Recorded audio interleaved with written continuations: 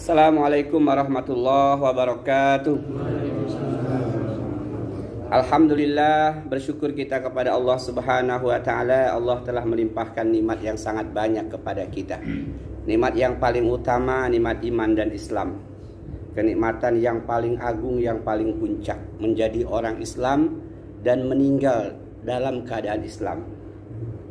Tiap Jumat khatib itu berwasiat, fala tamutunna illa wa antum muslimun. Janganlah kamu mati kecuali dalam keadaan Islam. Jamaah rahimakumullah. Kemudian tak lupa salawat dan salam semoga senantiasa tercurahkan kepada teladan terbaik kita, Nabi Muhammad sallallahu alaihi wasallam. Kali ini kita akan mengkaji tentang penyakit hati. Ada penyakit hati yang paling puncak, kata para ulama, itu adalah dengki atau hasad atau iri hati. Ini penyakit menimpa siapapun kecuali orang yang betul-betul dilindungi oleh Allah Subhanahu wa taala. Kita semua pasti pernah punya kedengkian, baik kepada saudara, kepada tetangga, kepada teman, kepada rekan seprofesi. Pasti pernah. Bahkan terkadang kedengkian itu berlangsung lama, panjang. Bahkan na'udzubillah kadang diwariskan kepada anak cucu. Na'udzubillah, ya, bukan mewariskan kebun sawit, malah mewariskan kedengkian, ya. Na'udzubillah. Jamaah rahimakumullah, maka pertama kita pahami dulu apa itu makna dengki, supaya kita bisa membatasi mana yang dengki, mana yang sombong, mana yang ujub, mana yang takabur, ya, dan lain sebagainya. Karena akhir zaman ini banyak orang yang terkelabui oleh istilah syirik, dikatakan dengki, ya. Anak-anak muda itu sering bilang syirik tanda tak mampu. Apa hubungannya? Syirik itu menyekutukan Allah. Sudah kita bahas dalam pertemuan 2 kali kita bahas, ya, syirik akbar dan syirik asghar. Udah tahu kita. Saking kita nggak pahamnya tentang istilah kata, terkadang bercampur baur sehingga jadi keliru. Jamaah rahimakumullah, dengki atau hasad itu definisinya, maknanya adalah al-hasadah wal bugdu wal karahatu lima yarahu min husnil halil mahsud. Hasad atau dengki itu adalah benci, tidak suka terhadap keadaan baik yang didapatkan oleh orang yang didengkikan, yang dihasadi. Benci, nggak suka kalau orang lain mendapat kebaikan, baik harta, pangkat, kedudukan, jabatan, kesehatan, keluarga harmonis. Dia nggak suka, dia benci. Jadi kalau melihat tetangga beli motor baru, dia demam. Tetangga beli mobil, dia meriang. Tetangga pasang AC, dia kedinginan. Kawan naik pangkat, dia naik pitam. Itu dengki. Ada kan? Nah, pasang AC dia yang menggigil kedinginan di rumahnya. Itu kedengkian. Jadi bahasa sederhananya, kata para anak muda, dengki itu, hasad itu SMS. Ya, SMS. Apa itu? Susah melihat orang senang. Atau kebalikannya, senang melihat orang susah. Ya, tetangga sakit, alhamdulillah dia berobat. Berkurang duitnya dia itu. Ya. Na'udzubillah. Nah, ini menimpa siapapun. Hanya kata para ulama beda kadarnya aja. Ada yang rendah, ada yang menengah, ada yang parah, tinggi betul kedengkiannya itu. Dengkinya parah betul. Pokoknya setiap lihat kawannya mendapatkan kebaikan, itu tadi. Mata merah, rambut berdiri, dada berdetak kencang, duk duk duk. Nah, udah beli mobil lagi Pak Haji itu. Mana duitnya itu? Dari mana duitnya itu? Kok dia bisa ya naik pangkat? Dia kan lebih pintar saya dulu. Kok warungnya rame ya? Kok laris bener sih dagangannya? Kok banyak betul proyeknya dia? Nah, itu parah itu. Parah. Nanti akan terlihat dari wajah. Orang yang dengki itu kelihatan dari wajahnya. Karena dengki itu penyakit hati. Kata Nabi, ala inna fil jasadi mudghah iza salahat salaha jasadu kullu wa iza fasadat fasal jasadu kullu ala wahyal qalb. Ketahuilah, kata Nabi, bahwa sesungguhnya di dalam diri setiap orang, setiap insan kita ini ada segumpal daging. Ada yang mengatakan segumpal darah. Apabila segumpal daging itu baik, maka baiklah jasadnya. Tapi apabila segumpal daging itu buruk, maka buruklah jasadnya. Ketahuilah, ia adalah hati. yang tak tampak oleh kita. Di dalam jasad kita ada hati, ada qalb. Tetapi hati itu akan tercermin dari wajah, dari pandangan mata, dari sikap, dari perilaku. Kalau ngelihat tadi kawan sukses meringis dia, kesel dia kayaknya, tampak banget. Maka orang yang punya kedengkian tuh wajahnya nggak nyaman dilihat, kusut aja. Nauzubillah, jamaah rahimakumullah. Nah itu, jadi definisinya adalah benci dan tidak suka terhadap kebaikan yang dimiliki oleh orang lain. Jamaah rahimakumullah. Lalu apa larangannya? Apa ayat yang menjelaskan kita dilarang punya kedengkian kepada orang lain? Di antaranya Al-Quran surat An-Nisa ayat 32. Bismillahirrahmanirrahim. Wala tatamannaw ma fadallahu bihi ba'dakum ala ba'd. Dan janganlah kamu dengki, iri hati terhadap apa yang dikaruniakan oleh Allah kepada sebahagian kamu lebih banyak dari sebagian yang lain. Jangan, ini dosa besar. Allah melarang kita iri hati kepada hamba-hamba yang Allah berikan karunia lebih banyak. Rumahnya mungkin lebih besar, mungkin punya mobil, atau motornya 2, atau bininya 2. Nggak usah iri kawan bini 2. Alhamdulillah, kalau ada kesempatan nyusul, ya nggak? Ya. Jadi jamaah rahimakumullah, itu salah satu dalilnya, dan banyak dalil yang lain. Kita dilarang oleh Allah Subhanahu wa taala dan Rasulnya untuk berbuat kedengkian. Kemudian jamaah rahimakumullah, apa sih keburukan penyakit dengki ini? Supaya untuk kita hindari, bukan untuk kita amalkan. Supaya kita tahu. Lagi-lagi saya sampaikan, untuk introspeksi diri, bukan untuk menghakimi orang lain, bukan untuk ngoreksi orang lain, bukan untuk memponis orang lain. Jangan sampai pulang pengajian ini lewat rumah tetangga, nah ini dengki semua ini. Ingat kawan kusut, nah dengki ini jangan, ini untuk introspeksi diri. Apakah saya punya sifat dengki? Kalau punya, maka berusaha untuk dihilangkan. Dengan cara tahu tentang keburukan penyakit dengki. Yang pertama jamaah rahimakumullah, dengki ini penyakit dosa pertama yang terjadi di atas langit, di dalam surga. Ketika iblis laknatullah alaih dengki kepada Adam alaihissalam. Kita masih ingat semua itu, ya, tahu betul kita. Itulah dosa pertama yang terjadi di langit, yakni dosa kedengkian iblis terhadap Adam alaihissalam. Kenapa iblis dengki kepada Adam? Karena Adam diberi pengetahuan oleh Allah Subhanahu wa taala tentang dunia, tentang tumbuhan, tentang hewan, nama-namanya. Maka ketika Allah ngetes, ditanya, panggillah para malaikat dan para jin, karena iblis itu bangsa jin, dan Adam. Lalu Allah tanya, ini namanya apa? Malaikat nggak bisa jawab. Jin yang di situ termasuk ada iblis juga nggak bisa jawab. Dan Adam menjawabnya. Maka di situ mulailah iblis punya kedengkian kepada Adam. Lalu ketika Allah Subhanahu wa taala memerintahkan malaikat dan jin untuk sujud kepada Adam, sujud dalam tanda petik ya, bukan sujud ibadah, sujud penghormatan. Lalu iblis karena kedengkian tadi dan karena kesombongannya, dia menolak. Ana khairu minhu, aku lebih baik dibandingkan dia, kata iblis. Aku diciptakan dari api, Adam diciptakan dari tanah. Inilah dosa pertama yang terjadi di langit, kedengkian iblis kepada Adam alaihissalam. Jadi kalau kita ingat keburukan ini, Masya Allah, ini kerjaannya belis, ini kalau dengki ini.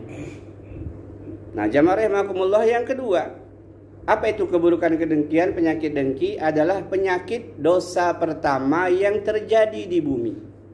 Jadi di langit tadi kedengkian, di bumi juga kedengkian pertama itu. Ya ini apa? Dengkinya Qabil terhadap Habil.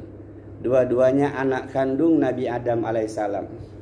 Qabil dengki kepada Habil karena Habil mendapatkan pasangan hidup yang lebih cantik dibandingkan yang dimiliki oleh Qabil. Maka kedengkian Qabil ini pada akhirnya berujung dengan pembunuhan pertama di muka bumi. Dan setiap terjadi pembunuhan di muka bumi, maka Qabil mendapatkan azab dosanya karena dia pelaku perdana. Na'udzubillah summa na'udzubillah.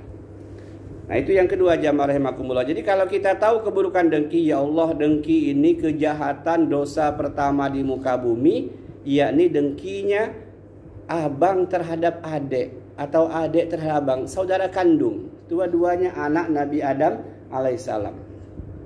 Jadi kalau lihat istri tetangga lebih cantik, nggak usah dengki. Ingat aja Qabil, ya nggak? Wah, bahaya ini. Ya. Kok lebih cantik ya, padahal mukanya nggak jelas bapak itu. Saya ini ganteng kok jelek ya, nggak usah. Terima aja, syukur yang ada ya. Iya, terima yang ada, dirawat, suruh ke salon biar glowing gitu. Yang penting ada nafas. Yang penting ada nafas. Berarti kalau sudah ada nafas, cari yang baru. Baik, jamaah rahimakumullah, luar biasa ini ya. Yang ketiga, apa itu keburukan penyakit dengki? Ini penyakit yang diderita oleh musuh-musuh Allah, musuh Rasulullah, dan musuh orang-orang beriman. Penyakit dengki ini adalah penyakit orang-orang Yahudi, penyakit orang-orang munafik. Orang Yahudi itu kebenciannya kepada kita orang Islam, puncaknya terjadi ketika mereka berharap bahwa Nabi terakhir itu dari golongan mereka. Mereka sudah menunggu 2000 tahun di kota Madinah. Ketika Nabi Musa alaihissalam sampai di kota Madinah, kemudian beliau berdiam di situ. Lalu di situ beliau membawa beberapa kelompok Yahudi. Kemudian ketika Nabi Musa ingin pulang ke Palestina, diajak rombongan besar ini, ada dua suku bangsa Yahudi yang nggak mau ikut. Dalam Musa, kami nunggu di sini aja. Siapa yang kalian tunggu? Kami menunggu Nabi akhir zaman. Karena dari kitab yang kami baca, yang kamu ajarkan bahwa nanti akan ada Nabi terakhir, Nabi akhir zaman, yang dia akan hadir di kota Madinah. Beliau lahir di Mekah tapi lama meninggal di kota Madinah. Kata Musa, itu entah kapan terjadinya. Nggak apa-apa, kami tunggu aja. Kami berharap bahwa Nabi terakhir itu anak cucu kami nanti. Lama nunggunya 2000 tahun. Ternyata jamaah rahimakumullah, Nabi yang ditunggu-tunggu, yang diharapkan dari kelompok, dari suku bangsa Yahudi itu tidak menjadi sebuah kenyataan. Nabi itu berasal dari bangsa Arab, suku Quraisy. Dari situlah mereka dengki, sakit hati, iri hati. Dengki karena Muhammad SAW bukan dari kelompok mereka. Maka kebencian Yahudi itu sampai akhir zaman. Jamaah rahimakumullah. Jadi kalau kita bicara keburukan penyakit dengki, penyakit yang dimiliki oleh orang-orang Yahudi yang sekarang diwakili oleh negara Israel, yang kerjaannya selalu merusak kehidupan umat Islam di seluruh muka bumi ini. Kemudian orang-orang munafik. Di kota Madinah itu ada namanya Abdullah bin Ubay bin Sahlul. Ini orang munafik. Orang Islam, sholat di belakang Nabi, berperang bersama Nabi, dia bayar zakat, dia juga puasa. Tapi sesungguhnya ada kemunafikan dalam hatinya, munafik i'tiqadi. Munafik yang paling berat, munafik yang menyebabkan seseorang itu di neraka paling bawah, paling level terendah. Orang munafik itu dia Islam. Dia Islam, dia sholat. Bahkan di zaman Nabi, dia di belakang Nabi sholatnya. Dia ikut pengajian Nabi seperti ini. Tapi ada kemunafikan di hatinya. Contohnya apa? Dia benci kepada beberapa syariat Islam. Dia nggak suka lihat orang berjilbab. Dia benci orang pakai jubah. Dari mulutnya, dari tangannya, dari lisannya keluar umpatan kepada sebagian syariat Islam. Sebagian diterimanya, sebagian ditolaknya. Itu kemunafikan i'tiqadi. Na'udzubillah, dia lebih dekat kepada orang-orang kafir. Kalau orang kafir menang, dia gembira. Kalau orang Islam yang menang, dia sedih.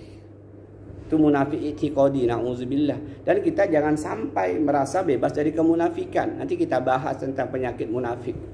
Jangan sampai kita menjadi MTS, kata orang-orang itu. Munafik tanpa sadar. Ketika kita benci kepada sebagian syariat Islam. Na'udzubillah. Nah, Abdullah bin Ubay bin Salul ini benci kepada Nabi, dengki kepada Nabi. Kenapa? Karena dia berharap tadinya dia yang akan menjadi pemimpin di kota Madinah. Dia orang kaya, berpengaruh, tokoh masyarakat. Tetapi ketika Rasulullah hadir, hijrah dari Mekah ke Madinah, ternyata orang-orang Madinah memilih Rasulullah untuk menjadi pemimpin kota Madinah. Disitulah dia mulai memendam kebencian, kedengkian kepada Rasulullah. Rasulullah tahu, diberitahu oleh Allah Subhanahu wa taala, tapi Rasulullah membiarkannya. Ini luar biasa Abdullah bin Ubay bin Salul. Kalau di depan Rasulullah dia muji-muji Rasulullah, tapi di belakang Rasulullah dia mengejek, menghina, mengolok-olok Rasulullah. Ini orang-orang yang munafik. Nauzubillah. Jadi yang ketiga, ketika kita paham bahwa dengki ini penyakit yang dimiliki oleh orang-orang kafir, orang-orang munafik, Yahudi dan lain sebagainya. Nauzubillah. Yang keempat, jamaah rahimakumullah, untuk menjadi pengetahuan kita supaya kita menjauhinya, bahwa penyakit kedengkian itu penyakit hati. Tetapi kalau kita pelihara, nggak kita bersihkan, dia akan menjalar, akan mengantarkan kepada, ya, yang pertama tentu menggibahi orang yang kita dengki. Tadi saya katakan, kawan beli mobil, mulai dia ngomong tetangganya, dari mana dapat duit itu? Entah, nggak jelas dia itu. Paling-paling kredit. Gibah. Ngomongin, kok bisa dia itu ya? Kok bisa dia itu ya? Lu biasa-biasa aja kok, sekarang tinggi betul sih. Kok bisa dia itu? Nauzubillah. Kemudian kalau sudah gibah, lalu akan fitnah. Kalau dia pertahanan kedengkian itu, dia menjalar lagi, naik lagi level fitnah. Dia itu melihat tuyul, dia itu kaya itu. Warungnya rame, tahu nggak dia itu? Dia tuh pakai pelet. Nah, mulai dia memfitnah. Kemudian dia akan lanjut pada membencinya, memusuhinya. Nggak suka dia, mulai mencari kelemahan orang yang didengkinya. Manusia ini nggak ada yang bersih ya. Kita ini semua punya dosa, punya kekurangan kan ya? Karena Allah masih tutupi, maka kita masih bisa gagah jalan ke muka bumi ini. Kalau Allah buka aib-aib kita, nggak sanggup kita keluar rumah. Iya kan ya? Jangan-jangan di rumah kita ini masih banyak dosa yang kita lakukan, atau dosa-dosa masa lalu kita yang Allah tutupi kan, aib-aib kita. Kita nggak sembahyang, kita berbuat maksiat, nauzubillah. Maka orang yang dengki itu akan membenci, memusuhi. Selanjutnya akan mengantarkan kepada berusaha untuk mencelakainya. Dengki kalau dipertahankan dari penyakit hati tadi berkembang terus, dia akan berusaha mencelakai orang yang didengkinya. Lewat mana mobil barunya itu? Oh, lewat sini, pasang paku 13. Ya kan ya? Nanti, mobil baru, malam-malam kita gores aja itu bodinya itu biar lecet. Akan mencelakai dan puncaknya membunuh. Na'udzubillah, kalau orang sudah punya kedengkian, dia akan berusaha membunuh orang yang dengkinya itu, baik dengan cara terang-terangan maupun cara tersembunyi. Nah, resah saya ngeliat dia makin kaya itu. Padahal kami dulu sama-sama berjuang, sama-sama tukang jual batu akik. Sekarang dia udah kaya, sakit hati saya. Minjem duit nggak dikasih pula kan, tambah dengki, mau ngutang. Nah, lawat ini. Gimana caranya ini? Takut berhadapan, ketahuan dia akan menggunakan cara-cara lain. Kayak santet dia. Nah, dukun mana yang paten ini? Panggil dukun. Nah, ini kita santet dia itu, biar tahu dia. Nauzubillah. Maka jamaah rahimakumullah, kedengkian, keburukannya mengantarkan dari penyakit yang hanya ada di hati, kemudian akan muncul dalam ucapan lisan ghibah, lalu memfitnah, lalu membenci, memusuhi, lalu berusaha mencelakai. Puncaknya dia akan berusaha membunuh orang yang didengkinya. Sudah dilihat tadi kisahnya Qabil dan Habil. Dan di dunia ini sampai hari ini masih banyak kan ya? Orang dengki itu tiba-tiba tetangga sebelah itu mati mendadak. Kata orang kena angin duduk. Kata orang lain enggak, dia itu memang ada yang ngirim katanya. Kapan ngirimnya? Tak lama-lama apa ngirim. Jadi berhati-hati jamaah rahimah. Itu yang keempat. Jadi penyakit kedengkian mengantarkan terus kepada kebencian, permusuhan, dan bahkan pembunuhan. Nauzubillah. Yang kelima jamaah rahimakumullah, pada hakikatnya orang yang membenci terhadap kebaikan yang dimiliki oleh orang lain, berarti dia menolak takdir Allah, menolak ketentuan Allah. Karena yang memberikan orang lain itu kebaikan, harta, pangkat, kedudukan, rezeki, anak, rumah, mobil, itu Allah yang ngasih. Allah yang ngasih, terserah Allah. Sudah kita bahas pertemuan sebelumnya. Allah ngasih rezeki apapun bentuknya kepada seseorang itu bukan karena ketakwaannya, bukan karena keimanannya, bukan. Bukan karena kebaikannya, bukan. Allah ngasih rezeki kepada siapapun kehendak Allah. Innallaha yabsutur rizqa liman yasha wa yaqdir. Banyak ayat-ayat seperti yang mengatakan sesungguhnya Allah ketika membagikan rezeki kepada hambanya itu atas kehendaknya. Terserah Allah. Ada yang Allah lebihkan, ada yang Allah sedikitkan. Ya kan ya? Ada orang santai aja kerjanya, tapi usahanya lancar terus. Ada orang berangkat pagi sebelum subuh, pulangnya ayam udah tidur. Masih aja melarat. Nauzubillah. Itu kehendak Allah semua. Jadi bukan karena kehebatan, bukan karena kecerdasan, bukan karena pendidikan, bukan karena kepintaran. Jangan salah. Jadi Allah ngasih rezeki itu atas kehendak Allah. Yang lebih diuji. Ini semua ujian. Syukur nggak dia kepadaku, kata Allah. Karena ketika orang miskin ada yang taat. Sudah kaya nggak taat lagi, nggak berjamaah lagi, kemana dia? Woi, tokonya rame betul sampai maghrib, nggak sempat dia ke masjid lagi. Ujian, oh gagal dia. Lalu yang sedikit rezekinya Allah uji, sabar nggak dia? Kalau nggak sabar, kedukun dia, gunung kawi mainnya ya, nggak sabar dia, udahlah. Di mana paling mantep pesugihannya nih? Kata kawan, di Gunung Kemukus bro. Nah, yuk berangkat kita. Udah nggak tahan lagi saya melarat ini. Nah, dua-duanya ujian. Dunia ini hanya sementara. Hanya sementara. Orang-orang kaya sudah mati, pejabat-pejabat sudah mati ya. Apa yang dibawanya? 3 lembar kain kafan. Nggak mampu beli, ada di masjid ya? Ada Pak Ketua? Ada. Nggak mungkin dibungkus daun pisang ya? Nggak mungkin. Nah ini orang miskin ini, jangan kasih kain kapan nih, daun pisang aja lah. Cari daun pisang yang sudah buruk itu biar nanti nggak tanya malaikat katanya. Nauzubillah. Ada yang ngasihnya.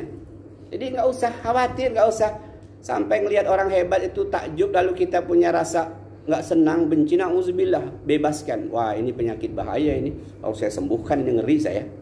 Ya, jamaah rahimakumullah. Jadi kalau orang dengki kepada orang lain, pada hakikatnya, pada dasarnya dia sedang menolak takdir Allah. Kenapa? Allah yang menakdirkan seseorang itu kaya, pintar, ganteng, dan sebagainya. Kemudian jamaah rahimakumullah, keburukan dari penyakit kedengkian yang keenam, membuat pelaku kedengkian itu resah, gelisah, galau, sengsara, nelongso, merana. Tadi itu tetangga pasang AC, dia yang kedinginan. Ya. Tetangga yang punya bini baru, dia yang kesemutan. Tetangga naik pangkat, dia naik pitam. Nah, jamaah rahimakumullah. Jadi orang yang dengki kepada orang lain membuat hidupnya nggak bahagia. Maka kata para ulama, tidak ada dosa yang dia sendiri melakukannya, dia sendiri menikmatinya. Dengki ini dosa besar. Tapi yang mendapatkan azabnya dia juga. Lain kalau misalnya dia memukul orang, celetup tinjunya orang, dosa. Tapi yang merasakan yang dipukul. Ini enggak, dia dengki, yang merasakan dia sendiri yang sengsara. Lemes melihat kawan makin glowing, ya enggak? Kok makin tampan bapak itu ya, saya kok makin tua, uban dah banyak saya. Nah mungkin mulai dia enggak bahagia, resah, gelisah, enggak bisa tidur nyenyak. Lihat kawan ngetes mobil baru, dia nggak bisa tidur siang. Kenapa? Bunyi mobil itu lain, bener ya? Nah, na'udzubillah, summa na'udzubillah. Jadi ini harus kita sadari jamaah rahimakumullah. Artinya alangkah banyak keburukan-keburukan penyakit dengki. Itu yang keenam tadi, membuat resah, galau orang yang mendengki itu. Na'udzubillah.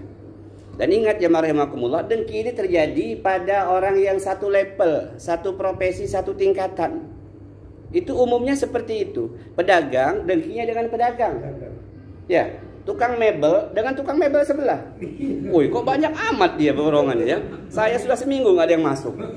Ya, contoh ini kaji, Mas. Ya, jangan gara-gara ini kita hentikan pengajian. Nggak menyenangkan pengajian ini. Ya. Kemudian guru dengan guru. Guru dengan guru. Ya ini beliau lama kerja di sekolah. Guru dengan guru dengkinya. Woi enak betul Pak Ahmad Junaidi. Wakil Pak sekolah tunjangannya banyak. Saya ini dari zaman Hong dulu. Nah itu guru dengan guru. Ya, pegawai dengan pegawai. Ketika kawannya naik pangkat, naik jabatan, kok bisa dia jadi kadis ya? Apalah kemampuan dia itu? Sekolah aja cuma tamat SMA. Itu jelas. Tetangga dengan tetangga. Tetangga dengan tetangga tuh level satu tingkatan. Baru 5 tahun nikah, sudah bikin rumah. Saya 12 tahun masih ngontrak. Pedagang dengan pedagang, nggak mungkin, maaf, nggak mungkin tukang gali kubur dengki sama dokter. Mungkin nggak? Nggak mungkin. Enak betul dokter Yudi ini ya, rame betul pasien. Nggak mungkin. Tukang gali kubur dengan tukang gali kubur. Dengkinya kenapa? Enak betul jalur 2, banyak betul yang mati, cair terus ya orang itu. Kita ini di lang berapa lang 5 ini ya? Lang 8 ini udah lama nggak ada yang mati, oh nganggur kita ini. Jadi satu level, satu tingkatan. Tukang ojek dengan tukang ojek. Nah, dan kawan, ini maaf ini Pak RT. Kawan sudah narik 3 kali pagi ini. Ya Allah, gimana ini? Itu 3 kali, nah, dalam hati. Udah 3 kali narik. Saya dari tadi nggak narik. Giliran narik, yang ditarik ibu-ibu beratnya 80 kilo. Langsung bilang astagfirullah, dia tadi cuma narik anak gadis cantik, saya mak. Ya Allah nih. Maka jemaah rahimakumullah, dengki itu terjadi orang yang satu tingkat, selevel, satu profesi. Ya. Kenapa tetangga saling membenci dengan tetangga sebelah berawal dari kedengkian? Kenapa? Tetangga tadi 5 tahun sudah kebikin rumah. Ada yang 12 tahun masih ngontrak. Atau tetangga beli sofa baru, kita sudah 15 tahun nggak ganti sofa. Padahal kita kan bisa kredit di sebelah, kan lumayan mebel kan ya. Kalau mau ya, kalau dikasih juga sama beliau. Kalau dikasih jangan ya, sabar. Jadi ini jamaah rahimakumullah, guru dengan guru, ustadz dengan ustadz. Jangan sampai saya nubuh kawan-kawan, saya enggak. Ustadz dengan ustadz, woi, paten betul dia tuh. Tiap hari kajiannya, cair banget itu kayaknya. Ustadz dengan ustadz, ya kan ya? Kok saya nggak pernah dipanggil orang sih? Sudah 3 bulan nggak ada job ini. Alhamdulillah. Tukang elektron dengan tukang elektron. Iya, nah iya kata beliau ini. Iya, masih suka dangdut kan ya? Nah, cair betul. Alhamdulillah. Ya, pemimpin pondok dan pemimpin pondok, ulama dengan ulama kedengkian. Alhamdulillah. Ngeri kita. Ngelihat kawan misalnya kajiannya rame, wih kok dia bisa 100 orang, saya cuma 12 orang, gimana ini? Nah itu bukan bisikan setan. Tapi kita harus lawan. Ya Allah, ini penyakit iblis, ini penyakit qabil, ini dosa pertama di langit, dosa pertama di bumi, ini akan mengantarkan kepada kejahatan-kejahatan yang lain. Lalu kita ingat itu, kita hentikan. Ya Allah, astagfirullahaladzim. Kemarin kan sudah ada doa dibagikan ya? Rabbana ighfir lana dzunubana wal ikhwanal ladzina sabaquna bil iman wa la taj'al fi qulubina ghillan lil ladzina amanu rabbana innaka raufur rahim. Ya Allah, hilangkan kedengkian di hatiku ya Allah. Baik jamaah rahimakumullah, kemudian yang ke-7. Apa itu keburukan kedengkian? Orang yang kita dengki tidak akan berubah keadaannya. Kita dengki kepada orang yang kaya, nggak mungkin dia besok bangkrut miskin. Kita dengki kepada kawan yang usahanya lancar, tetap aja lancar dia. Kita tetap aja enggak. Kita dengki kepada orang yang tampan, dia makin tampan, kita makin jelek.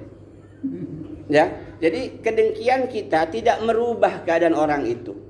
Dengki kita sama teman kita naik pangkat jadi kepala dinas, kita staf mumet, staf kroco mumet, ya dia tetap kepala dinas, kita tetap kroco mumet, nggak berubah nasib kita. Walaupun dengki kita sampai gimana lah ya, sampai guling-guling di rumah, nggak akan berubah.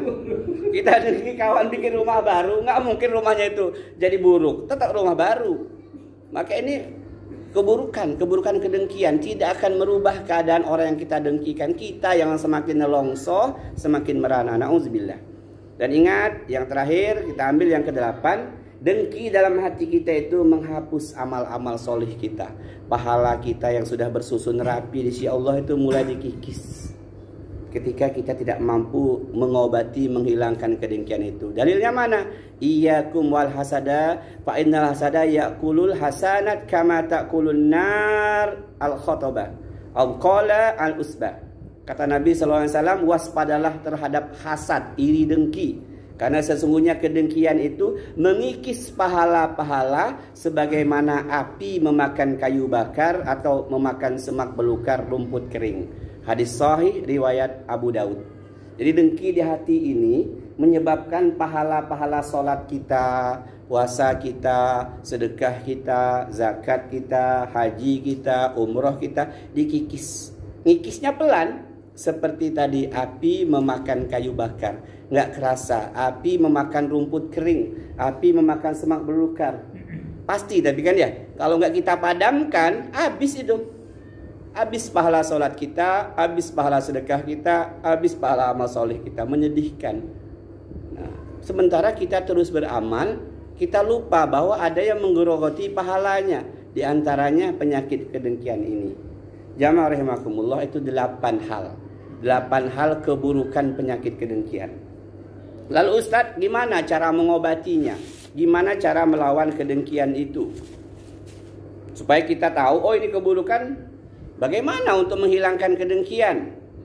Yang pertama tadi sudah kita bahas pekan yang lalu, senantiasa minta tolong kepada Allah, berdoa kepada Allah. Sudah hafal semua insya Allah, sudah dibagikan fotokopinya ya. Yang belum kebagian minta nanti yang sudah dibagi fotokopi.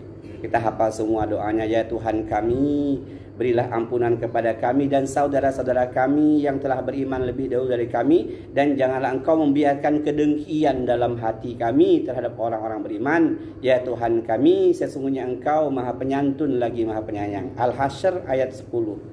Rabbana ghfir lana dzunubana wal ikhwana allazina sabaquna bil iman wa la taj'al fi qulubina illa lil ladzina amanu rabbana innaka raufur rahim. Minimal habis salat kita baca doa itu di samping doa yang lain. Yang kedua, ketika kedengkian muncul ngelihat kawan sukses, kawan kaya, kawan berharta, kawan lebih tampan, kawan punya warga harmonis, lawan, jangan dibiarkan. Bagaimana melawannya? Ingat akan keburukan penyakit dengki tadi. Ketika ingat, alangkah banyak, paling tidak 8 macam keburukan, kejelekan penyakit dengki. Ingat itu, langsung kita lawan. Wah, ini mah kedengkian, ya Allah, astagfirullahalazim, ini kedengkian. Itu yang kedua, cara menghindari atau mengobati dari penyakit kedengkian. Yang ketiga, jamaah rahimakumullah, mendoakan orang yang kita dengkikan. Masya Allah ya, mendoakan ini berat ya, berat kan ya. Melihat kawan beli mobil jarang ya, ya Allah mudah-mudahan mobilnya aman, selamat, nggak tabrakan, jarang. Tapi mesti kita lakukan. Kita belajar untuk mendoakan orang-orang yang Allah berikan kesuksesan. Karena apa? Ketika kita berdoa kebaikan untuk orang lain, malaikat berdoa yang sama untuk kita. Jadi kalau kalian beli motor yang baru, ya Allah, mudah-mudahan Kau berikan rezeki supaya dia bisa beli mobil, ya Allah. Yang sudah beli mobil baru, ya Allah, mudah-mudahan dia beli bis, ya Allah. Kata bininya, kok doanya gitu? Itulah cara melawan kedengkian. Kalau enggak meriang ayah ini, lihat dia beli mobil. Nah ini, ya, yang ketiga itu mendoakan. Kalau kawan sehat, doakan, ya Allah mudah-mudahan dia tetap sehat. Kalau kawan rajin ke masjid, ya Allah mudah-mudahan dia istiqomah dalam ketaatan kepadamu, ya Allah. Terus menerus, lawannya seperti itu. Itu yang ketiga caranya. Jadi kalau nggak kita doakan, iblis senantiasa menggoda kita. Nauzubillah, iblis nggak pernah istirahat, iblis nggak pernah tidur sementara kita tidur. Jamaah rahimakumullah. Jadi kalau kita mendoakan orang lain, maka kata Nabi, "Ma min abdin muslim yad'u li ahi bizahril ghaib illa qalal malaku walaka bimisli." Tidak ada seorang muslim pun yang mendoakan kebaikan bagi saudaranya sesama muslim tanpa sepengetahuannya, melainkan malaikat akan berkata, dan bagimu juga kebaikan yang sama, bagimu juga walaka bimisli. Jadi kalau kita mendoakan kawan kita yang sukses, malaikat berdoa semoga kamu juga sukses. Nah, ingat doa malaikat tidak harus. Doa malaikat ya jelas ya, malaikat makhluk Allah yang mulia ya. Jamaah rahimakumullah. Kemudian yang kelima, untuk mengobati, untuk mencegah penyakit kedengkian, jangan suka pamer, jangan banyak cerita. Jangan ngambuk kata orang kita ya. Nah, saya tadi malam minggu tuh pesta di Jakarta bintang 5, bro. Makanannya mantap betul. Kawan jangankan bintang 5, bintang 1 aja gak pernah deh. Sakit hati dia. Jadi jangan ngambuk, jangan memamerkan kebahagiaan sesuatu yang kita miliki. Lalu kita ambuk pamer-pamer ke orang lain, bahaya. Karena setan akan membisikkan kepada orang yang kita pamer kedengkian. Kamu tahu gak tabungan saya 200 juta. Nah kawan 200.000 dia rekening, lemas dia dengarnya. Jadi jangan suka. Hari ini banyak orang suka pamer. Foto rumah, foto kemesraan suami istri pamer, ya kan ya? Nanti bisa menyebabkan orang lihatnya dengki. Wih mesra betul dia orang itu. Saya sama bini cakar-cakaran terus. Ini bahaya. Ya? Atau buat galau yang masih bujang, jomblo. Woi enak betul punya bini, woi saya ini merana jomblo saya. Nah, jadi jangan suka pamer kata para ulama dengan apa yang kita miliki yang lebih dari orang lain. Gak usah diceritakan. Ya. Boleh sesekali boleh, tapi jangan sering-sering, berbahaya. Kemudian jamaah rahimakumullah, ingat bahwa ini ilmu untuk introspeksi diri. Setelah tahu itu dengki itu apa, benci, tidak suka kepada kebaikan yang dimiliki oleh orang lain, baik harta, pangkat, kedudukan, jabatan, rumah tangga dan sebagainya. Yang kedua, tahu keburukan-keburukannya, alangkah banyaknya keburukan kedengkian. Yang ketiga, kita tahu bagaimana cara untuk mengobati, mencegahnya. Tadi itu yang pertama, senantiasa minta tolong kepada Allah dengan berdoa. Yang kedua, ketika muncul kedengkian, lawan. Yang ketiga, mendoakan orang yang kita dengkikan itu. Kemudian jangan suka pamer dengan apa yang kita miliki yang lebih dari orang lain. Gak usah dipamer-pamer amat, gak usah ngambuk-ngambuk lah. Ya, ngambuk-ngambuk ini bahaya ya. Kadang ketika orang dengki, seseorang memamerkan hartanya, akhirnya setan membisikkan, kapan dia pulang ya, kapan dia keluar rumah ya, gimana kita malingin barangnya itu. Nah, na'udzubillah ya. Kemudian jamaah rahimakumullah, yang terakhir, obat dari penyakit kedengkian itu, ingat, ketika Allah memberikan karunia kepada seseorang, baik harta ataupun yang lain, di balik itu Allah ambil dari orang itu yang tidak kita ketahui. Kita kan hanya ngelihat luarnya kan ya. Wih, Pak Haji itu kaya betul, mobil ada, kayaknya harta banyak. Kita nggak tahu apa yang Allah ambil dari orang kaya itu. Apa yang Allah ambil? Mungkin kebersamaan nggak ada, kebahagiaan nggak ada, sibuk terus dia. Kawan gotong royong dia nggak pernah hadir. Kawan ke masjid dia telat terus, bahkan nggak ke masjid. Kenapa? Ngurus hartanya tadi. Artinya Allah kasih sesuatu, tapi Allah ambil yang lain. Kita nggak tahu. Ada kan orang sepanjang sampai tua nggak pernah gaul ya? Sibuk dia kerja terus, pagi-pagi pulang petang. Nggak tahu tetangga mati, nggak tahu kawan sedekahan, nggak tahu kawan lagi riungan, nggak tahu kawan lagi asinan ya. Kemana dia? Sibuk dia. Jadi yang Allah beri, ada yang Allah ambil, kita nggak tahu. Kita nggak tahu apa yang Allah ambil dari orang yang Allah berikan karunia yang lebih banyak. Biasanya yang paling banyak itu waktunya. Waktunya sudah Allah ambil, dia nggak sempat bermasyarakat. Buru-buru mau sholat maghrib berjamaah ya. Yasinan aja dia nggak datang. Ronda aja ngirim duit doang dia. Kemana sih bulan? Sibuk dia. Nggak sempat dia. Banyak yang Allah ambil. Kadang orang yang sibuk itu dengan harta, dengan pangkat itu, Allah ambil apa? Hubungan dengan keluarganya jauh. Dia dengan anak itu sekedarnya aja. Yang penting kerja. Dengan anak jauh. Nggak ada cengkerama, ngobrol, mancing lele bareng anak. Mana sempat? Kalau kita yang biasa-biasanya kesempat kan ya. Sabtu mancing ke sungai ya nggak? Ajak cucung, cucung mancing. Woi, bahagia betul cucung. Hati-hati ada buaya ya nggak? Orang kaya, orang berpangkat, nggak sempat. Pergaulan pun Allah batasi. Cobalah jamaah rahimakumullah. Allah ngasih seseorang pangkat kedudukan yang tinggi, akhirnya pergaulannya terbatas. Ya kan ya? Kepala sekolah misalnya nih. Ketika dia jadi guru biasa, akrab ya dengan guru-guru itu kan ya. Dekat. Ketika jadi kepala, jaim dia. Pergaulannya hanya sesama kepala sekolah. Dengan guru udah berkurang, udah ada jarak dia. Jadi kalau hari ini Allah ngasih kepada seseorang sesuatu yang banyak, ingat di balik itu kita tidak tahu apa yang Allah ambil dari orang itu. Ada yang Allah ambil banyak. Orang yang dikasih Allah badan sehat terus, kadang-kadang muncullah iri di hati kita. Dia itu nggak pernah sakit, berobat aja nggak pernah. Sangka kita dia dengan kesehatannya itu dia mendapatkan kebahagiaan yang istimewa. Ternyata tidak. Di balik itu banyak hal yang Allah ambil dari orang itu. Saking sehatnya dia itu menganggap orang yang penyakitan itu orang lemah. Kamu orang memang malas olahraga.